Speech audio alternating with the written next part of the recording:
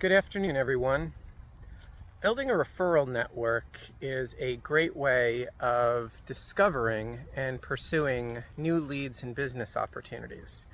This is something I wrote about in last week's newsletter.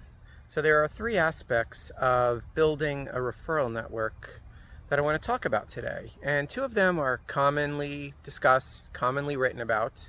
The third one is also brought up occasionally in business circles, but not as often as the first two. So I'm going to address that as well.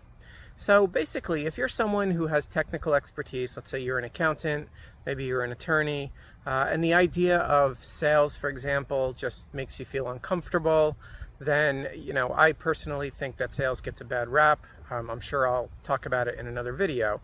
But if you're not someone who likes the idea of selling per se, then building a referral network is a great way to go. And the first two parts of building a referral network, which I want to talk about, are, first of all, number one, you have to meet and pursue opportunities to meet the right people who will be good referral sources for you. So for example, if you are an accountant that works on estates and trusts, a great person to get to know is an estate attorney. Similarly, if you are an accountant who specializes in doing divorce finances, getting to know divorce attorneys would also be very advantageous for you. Especially this is true in divorce, because when someone's about to go through a divorce, they don't naturally think about a financial planner or an accountant. The first thing they think about is, I need to get an attorney.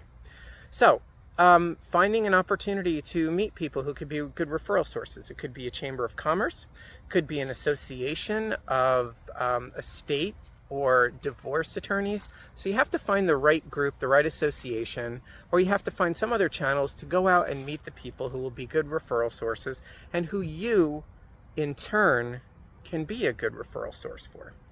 All right, so that's number one. Now, number two, very much related to the first point, is you have to cultivate those referral sources. That means just going out and meeting someone at a chamber event, at a meet and greet, during a Zoom call. That's not going to be enough. If it's a one and done scenario where you've met someone, you've connected with them, and then the call's over or the meeting's over or the networking event's over, and that's it, you think you're done, well, no, you're not done. Because as you and I know, relationship building, effective relationship building based on trust, requires cultivation. So number two, the second point, is finding a way of staying in touch with your referral sources over a period of time. And that's something that you're responsible for, just making sure that they become familiar to you and you become familiar to them. So those are the first two steps. Now the third step is, I think, not controversial necessarily, but in some ways counterintuitive. If you're a professional, let's say you're an accountant and you've built up this referral network, right? You've gone and you've met all of the attorneys and then the real estate people and the insurance people and everyone else that's good for your network who has clients that you can also serve and who can refer those clients to you. Let's say you've built that network, but then the referrals don't come.